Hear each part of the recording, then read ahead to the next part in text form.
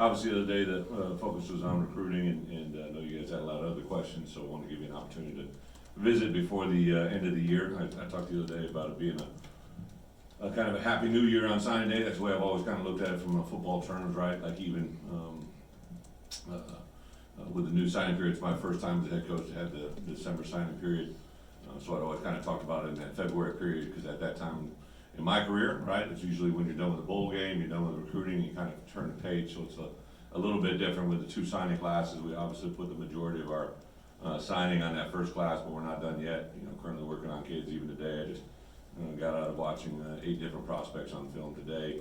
With this transfer portal, literally things change overnight on people. So it is still kind of a work in progress with recruiting, and obviously because we didn't qualify for a bowl game, the season is behind us, which is a little bit unique for me.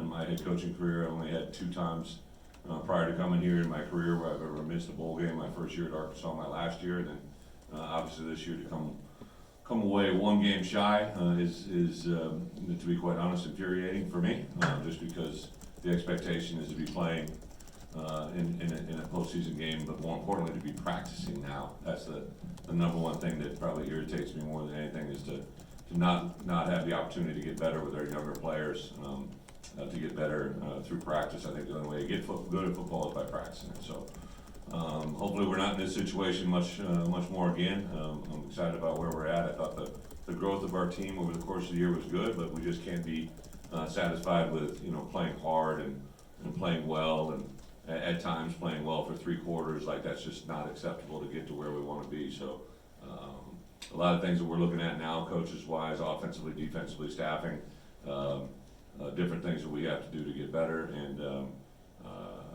just a lot of different things in our building. I think the neat thing for us too right now is, as a head coach now, everybody's been around me for a year. Whether it's administration, whether it's our players, whether it's the university, I've been able to build a lot of relationships.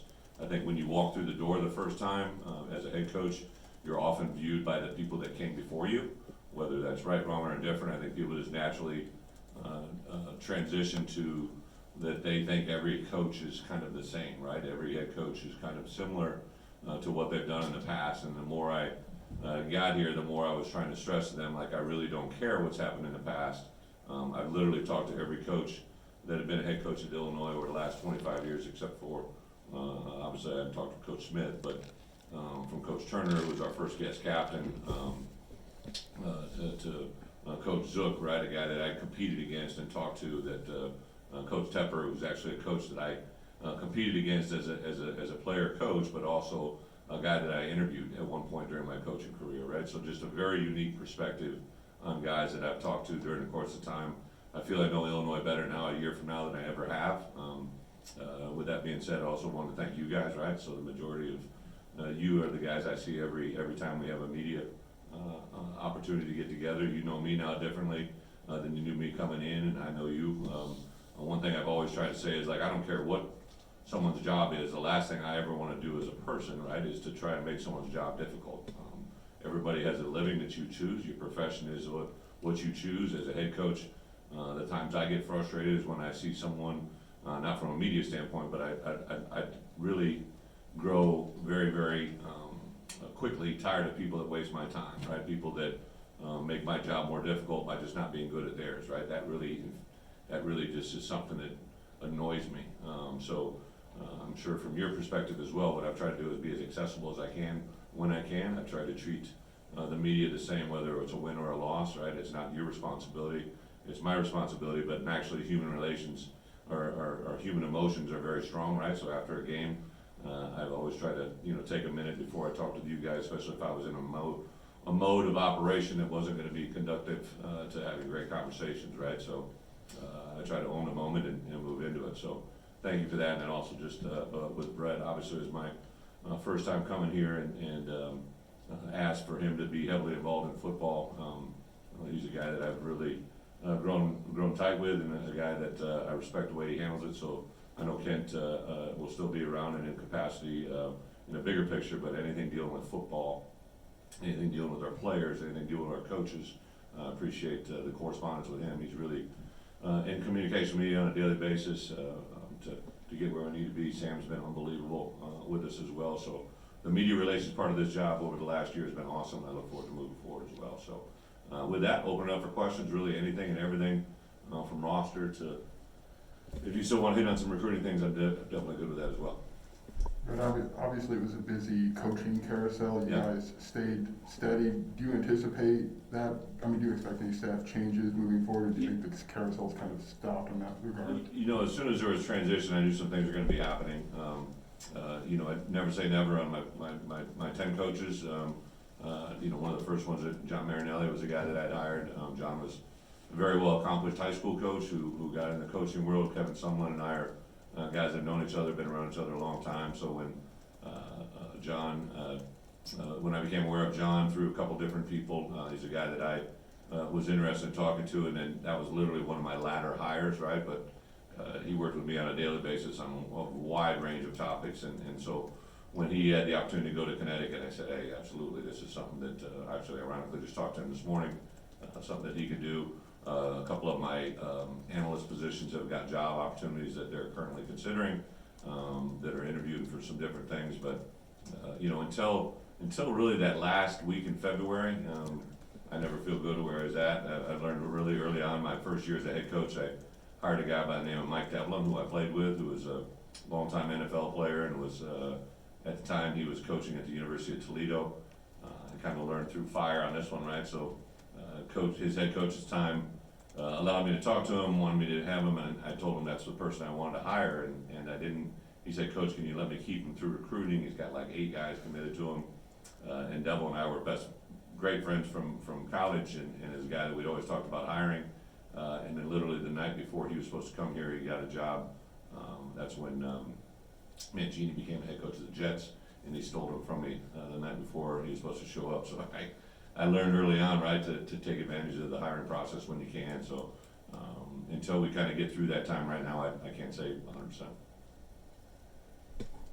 Coach, you mentioned the Bull situation. You guys were that 5-7. They talked about maybe, you know, you guys gave them a bid, but obviously they didn't have it. How involved were you in that? What that had meant for you guys? Yeah, so really, if we were, you know, at that time we were 4-7, I guess, correct? At that time when all that conversation came about, really, I knew it was going to be, you know, I knew the game when we could no longer win 6 games had happened, right? At that point, I knew that the chance for qualifying for a bowl automatically was done, or in a sense automatically. And then someone mentioned, you know, the 5-win opportunity, and I'm like, listen, if we were 10-1 right now, I'd be having the same conversation. We don't talk about bowls until we get done with the season. I literally wasn't. I know Bret kept me informed. Administration had said some things, but I really, and all I wanted to do was practice. Like, if you get to know me right, like we literally practiced that last Saturday after the season. We had a practice where we went indoor, and I practiced everyone that had not exhausted their eligibility. And we were at a 5-win team, but I specifically asked the NCAA, and no one said no. So I got permission to go out, and we got one last practice, and I wish it could have been 10 more, but we couldn't. So the main thing I kept saying to our coaches is, I am upset, right, but that we're not going to a bowl, but it's more along the expectation, right? So they started talking about how banquets had been scheduled for the first week of December, or, you know, kids were leaving after finals, you know, and I'm like, well, what are you talking about? Like, how can they be planning on leaving if they don't know that we're gonna be in a bowl game or not, right? But the expectation here, because they haven't, was the reality of that they didn't plan on going one. And like, it blew me away. Like, we are gonna have a banquet, a senior banquet, on the second Saturday in December every year, because we plan on being somewhere else the first weekend in December. That's how I've operated, right? To get everyone to think like that, from the custodians that walk in the door in the morning, to my coaches that are in the building on a daily basis, to administration, to the university environment, the expectation is to practice in December, not recruit, right away. So it's kind of a frame of mind that you got to get a lot of people in line with. No banquet. You're not having a banquet, or are you pushing the banquet? You know, we were going to have a banquet, but there was scheduling issue, and then with the whole kind of resurgence of COVID and everything else, we're looking at a couple different options. We'll go through 8 weeks of winter conditioning, 5 weeks of spring ball, last year we had a banquet on, or I'm sorry, we had a Monday night football game. I don't really wanna necessarily follow that pattern, but I'm looking at possibly maybe a Thursday night football game. And then having one Saturday scrimmage, after that, or one Saturday practice, after that. So that Friday, we're looking at maybe the possibility it's a week before the draft, so technically seniors, I just wanna honor these seniors, you know, in conversations with Josh, these guys have been through so much and gave me an opportunity to coach them for 1 year. We'd love to do something for them in spring. Coach, in your opening statement, you talked about speaking with former coaches at Illinois and learning from them. Can you explain what they all kind of said and maybe how you were able to use that this season? Yeah, every one of them was you know, every one of them had a different perspective, right? So one of the cool things about this opportunity, I distinctly remember the first time I ever met Coach Gunther, right? I was in Phoenix, Arizona. I was a young coach, and Coach Gunther was with Bob Bowlesby. And Bob Bowlesby at the time was the AD at Stanford. I don't believe he was the commissioner of the Big 12 yet. And Coach Bob had been the AD at Iowa when I got my first job. He'd been there as a player, and then when I was promoted to full-time coach. So he's a guy that I've known for a long time in this business, and he introduced me to Coach Gunther, and just struck up a relationship with him pretty quickly. And then when I was the head coach at Wisconsin, he became you know, kind of that liaison in the Big Ten office, and so I was around him quite honestly several times, and I always gravitated towards him. So he's literally one of the first former coaches I talked to, right? I believe Coach Turner was probably the second. Coach Zook was in there. Coach Tepper. Trying to think, there's probably a couple more. Unfortunately, there's been a couple, right? I think they all had their own perspective, but all of them have a different viewpoint, right? Like Coach Turner, what I really was engaged with him is like how he grew it, and then why he thought maybe it fell, right? Obviously, Coach Gunther had been here, his perspective as an AD and player and all that stuff, but and then Coach Zook was probably the guy that I was most engaged with. Like, here's a guy that I competed against, had talked to about an employment opportunity with me when I was at Arkansas. A guy that I just really have a lot of respect for, even going back to when we first met when he was the head coach of Florida, right? So a guy that's kind of similar to my age, background, experience, and his viewpoint was completely different, you know, than the others, just because of the way he took it over. I'd interviewed and talked with Jay Lehman, right? So he's a guy that had been under a couple different coaches. So I was really just trying to gather as much information as I could about a job that I had not walked through, right? Like I still think to this day, one of the major reasons I had the good fortunes of what I accomplished at Wisconsin was for 2 years I was a defensive coordinator learning about the job without being a head coach, right? And I think the perspective that brings is you learn so much about a program by being there without being a head coach. You learn the highs of the highs, you learn the potential landmines, you learn the potential glitches, but you also learn the great strengths. And then as a head coach, you're walking in, eyes wide open. I reflect on my times at previous spots where I was at, and it took you really a couple of years before you really truly knew the dynamics of the community, the building, the athletic department. So I was just trying to catch up to speed as fast as I can. Coach, along those lines, big picture wise, you know, what have you learned over the last year about the potential for growth of the program, and do you feel like the support structure is all in place that you need to build a consistent winner? Well, first off, everybody's hungry, right? Like, I mean, because unfortunately that you know, there's only been a small number of winning seasons over the last 25 years. People are very excited to be successful, right? And I think really, obviously, when we beat Penn State on the road, and that didn't happen by chance, and to follow up with a win at Minnesota, like that, now it got people like, oh, okay, well, this is where we're going.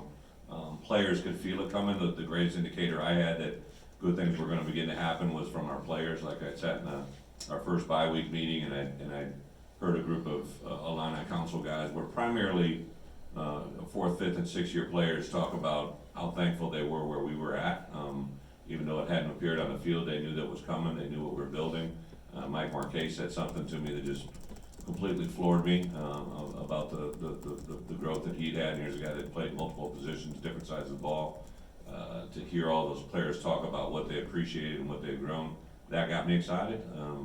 And then now to be in the community a little bit, like we had a signing day event yesterday, or I'm sorry, Wednesday, that, probably 20 to 25, of our good supporters in the community, financial supporters, but also fan supporters, and then there was probably, I don't know, maybe a dozen former players that were there, and to see the excitement from them, and the encouragement of what they saw and what they know can begin to happen, that's probably the most exciting part for me. Coach Underwood, right? When Bret said, hey, let's do a press conference, I said, no, let's go noon on Friday. He didn't know about the noon press conference here at the basketball game. I said, well, can I go on the front end or back end? I'd love to go over to basketball and just make it easy for you guys, right? Because you got to cover both sports, but Coach Underwood and his staff and I, Joey and my chief of staff, Mark Torsani, talk literally probably every day, just because a lot of the commonalities that they went through, we're going through. A different sport, I get it, different roster numbers, but a lot of the same things. Josh and I talk daily. A lot of Josh's staff is in communication with us, so I think, there's nothing better than having an AD that walk the walk here that wants to have success. So I think that part's probably the most encouraging than anything. Brett, from a roster building standpoint, you mentioned it yesterday about, 3 different countries, but I feel like the footprint of Illinois recruiting has kind of changed and kind of grown with this, beginning with this recruiting class, going into Wisconsin, going into New Jersey, all those types of areas. Do you feel like there's more excitement in different parts of the country when you walk in with that block eye? What's crazy to me, and we had a short amount of time to go through it, but like literally every one of those kids we went through, Andy Boo had been recruiting Owen Anderson for 3 years, right? Back in his time at Rutgers, right? He knew of him, he's one of the first guys. I mentioned, getting Isaiah Adams, right? Coach Minnick, his junior college coach, I've signed players from 3 different, this is his 3rd school where I've signed players from. Gabe Ackus, came to us through relationships of guys that I established on the road in 1994 and 1995. Relationships drive everything, right? And I think the footprint of what we are has to be Illinois, but then it's about putting coaches in positions. Coach Miller felt great going up into Wisconsin, Arrowhead, Wisconsin. Coach Taraska, I remember sitting next to him at a clinic when I was a GA and talking about, I never heard about Arrowhead, Wisconsin, right? And then there's so many connect the dots. The defensive line coach at Arrowhead High School played for me at Wisconsin. Everywhere we went, there's just like, so we sat down the day after signing date and I gave the coaches a directive so we had 22 signees, right? So every one of those signees has a head coach and they have a set of parents. They may have 1 parent, they might have 2, they might have 3, they might have 4. However it is, I said the power of the pen. So on Thursday and Friday, we wrote every head coach and every parent and talked about, signing their son or their player, and we'll put those in the mail and they should get them next week. And because the relationships that I've driven have been, they may have started with a meeting and they've been followed up by the power of the pen, and they've been followed up with the way people don't give you things that they don't give you things that they expect to fail. They give you things that they've seen succeed. And I think because as coaches we've come from many different backgrounds, they've been very open to letting us have access to their players, or even, at times initiating contact because they know what we do. I appreciate what you're saying. I think Jersey somebody pointed out the last several quarterbacks we've taken have been from Jersey, right? And it wasn't like we went to Jersey looking for a quarterback. We kind of recruit that position nationally, and where it's at. So, in fact, there's a couple Jersey boys in the QB room is just really kind of, I think, coincidental, but there's really good football in Jersey, right? And I think there's really good football in Florida. I think there's really good football in Ohio, Wisconsin. We'll dabble into Minnesota. I think the footprint for us in the Midwest, Illinois has got to be our home state, but we almost kind of have to treat certain areas as in-state areas. Cincinnati, Ohio has to be a big place for us, right? There's really good players that come out of Cincinnati, Ohio every year, and that's where we got to be. Coach Miller and I literally had a conversation 2 hours about that, 2 hours ago about that. So Florida, I have a couple coaches down in there that are assigned to it geographically, but I went to a practice field of a young man that we're still recruiting. We won a state championship last night, and I walk on the field, and the defensive coordinator and I have known each other for 25 years, right? The offensive line coach is the high school coach where I signed the first 2 players in my career out of South Florida, Freddie Barr and Colin Cole. Colin Cole went on to play over 10 years in the NFL and made millions of dollars. Freddie Barr, unfortunately had a battle with a sickness, but is one of my favorite players all time, right? So there's just these connections that are hard to shake. Brett, you had 3 guys with eligibility left enter the draft. Do you anticipate more guys following that, and do you think those 3 will stick, or is there a chance that they can reverse there? You know, so you're talking about DJ, Kalon, and Kirby. So, you know, very interesting time, and it's something I had a conversation with the NFL. So when you are a junior that has a year of eligibility left, when you've played 3 years, you can get a pre-draft grade, right? Like you can petition the NFL and you get a report. So they basically send your name to 7 NFL teams. They come back and they'll give you a synopsis of where they feel you're going to be drafted. DJ, Kirby, and Kalon have all played 4 years, right? So they had another year of eligibility, but it was a bonus year with COVID, right? Kalon might be exception to that. But we submitted the opportunity to, you know, hopefully get a grade on them, and we were rejected. You know, so I called the Big Ten office and Big Ten NFL offices, and I'm like, listen, like, what's the difference between this and what we've done in the past? And their explanation was there'd just be too many people that would require or ask for grades. So I really had to do a lot of research on my own. I would say of those 3, 2 of the 3 are definitely probably the ship has sailed. Still in conversations with one of them. But I think as a head coach, I also want to toe the water. Like if I try to give them information, right, that like if they're going to be a 2nd round or a 1st round pick, even a 3rd round pick, like if it's a high 3rd, like I remember J.J. Watts came back as a 3rd, right, and they're like, do you think he'll test well? I'm like, yes. Will he interview well? Yes. And he becomes a 1st, right? But the way the grading system works out is if they're a 3rd rounder or later, they tell them to stay in school. 1st or 2nd round, I told every one of them, I said, hey, if you're a 1st or 2nd rounder projection, I'm gonna be down in the locker room, packing your bag and doing everything I can to help you. But I just try to make them aware of, you know, you could be a guy that if you get drafted in the 5th, 6th round, you're talking about a $3 million, $4 million contract, where if you get drafted in the 3rd round, 2nd round, for 3rd round, early 3rd round, 2nd round, you're talking about $12 million, $15 million. You can literally gain $10 million just by staying in school a year. And those are staggering numbers, but that's the reality of that sport, or of the NFL. So, trying to educate them as much as you can, but the other thing too, right? I've learned this even in places where I've been for an extended period of time, 7 years, 5 years, that NFL, when they start calling, they tend to forget what you've, you know, built this relationship. So it's a fun time for them. We'll give everybody the support that they have, but I wouldn't say it's all done. Do you expect more guys? I don't think so. I think everybody's kind of clean now. I do think that some of the guys, there's a couple guys when they entered the transfer portal with me, I said, listen, congratulations, this is what you want to do. They've been really healthy conversations, but there's a couple guys I think that potentially still could come back to us if we present the right information to them, and more importantly, if they can't find the best information that they're looking for. After signing 22 guys this week, just what other areas are you maybe focusing on position-wise to fill however many? Yeah, I think, we signed 5 high school offensive linemen, 1 junior college. I think we need the more experienced offensive linemen that we can find that could possibly join us is a good thing. Really respected on both sides of the ball. I think we're just low on numbers, right? It's a different scheme. It's a different, for us defensively to play a 3 down, like we're low on numbers. So I think that's something. I think we're always looking for good players on the perimeter that can change the game, if that's possible. So really, at this point, you're not really turning down anybody that you feel could help us win a football game. So I don't really limit it to a position. Coach, what's the feeling on the quarterback room right now? Are you satisfied with where you're going to be at the beginning of the year?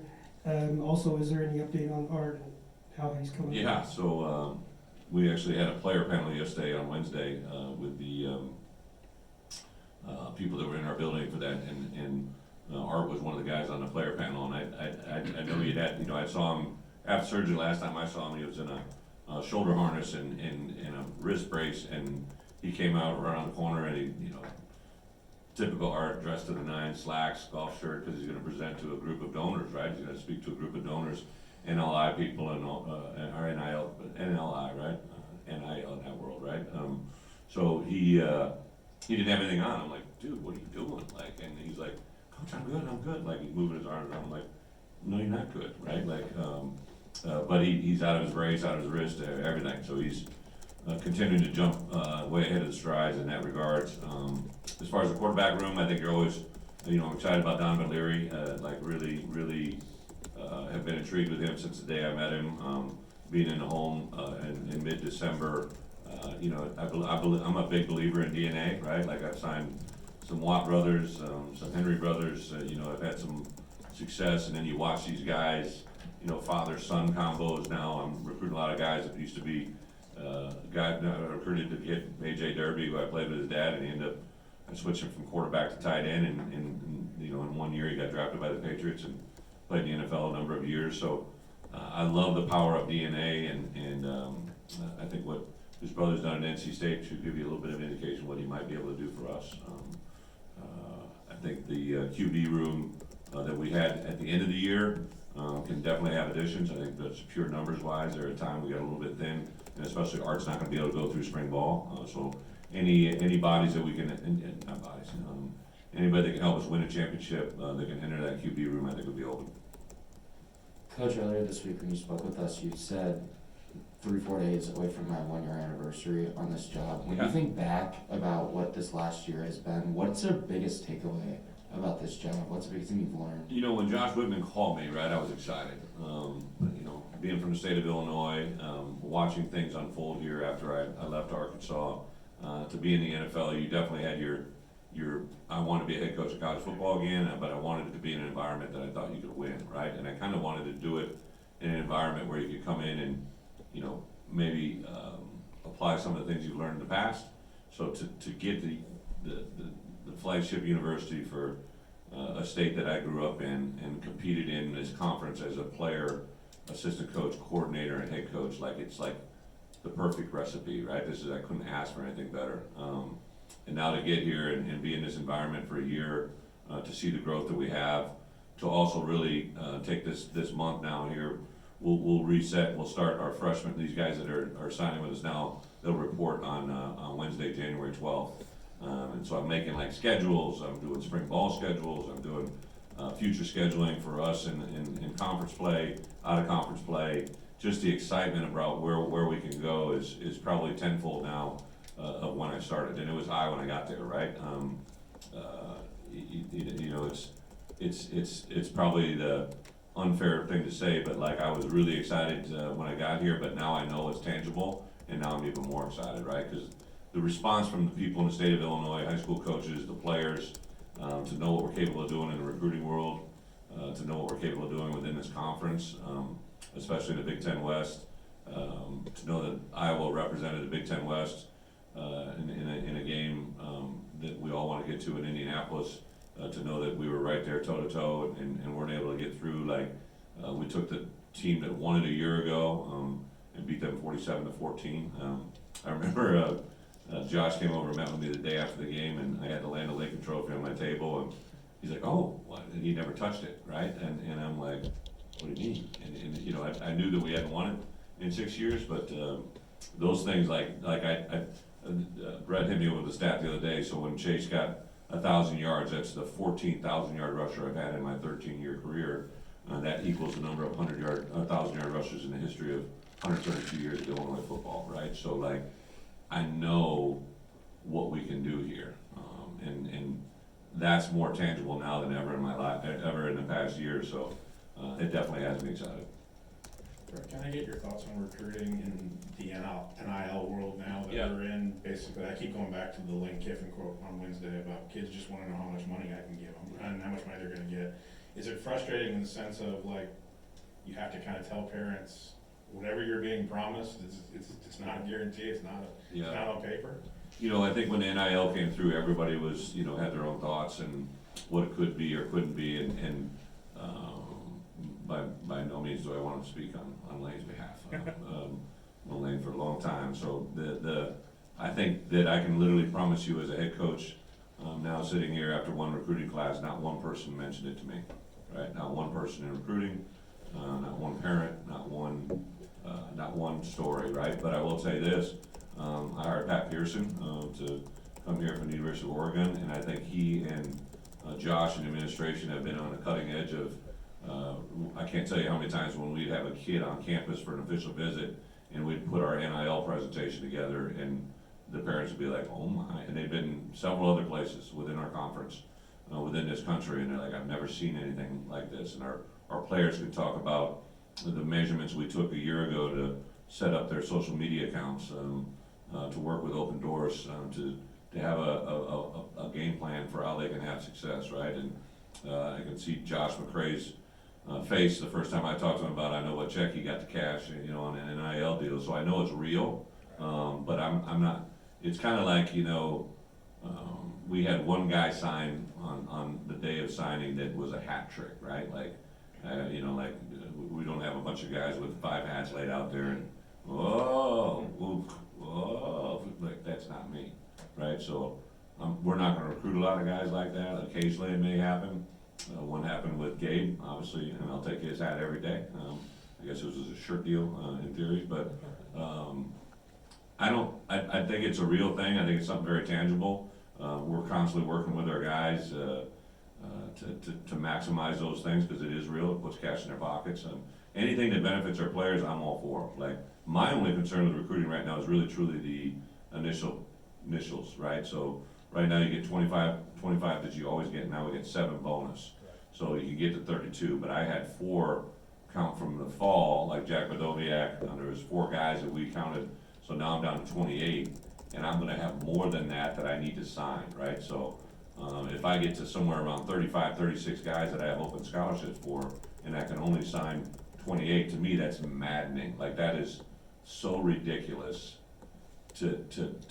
I know what I can recruit, and I know what I can develop, and there's players that are available it should be, in my opinion, 1 in, 1 out. Everybody's got 85. Nobody's got 86, nobody's got 84, everybody's got 85.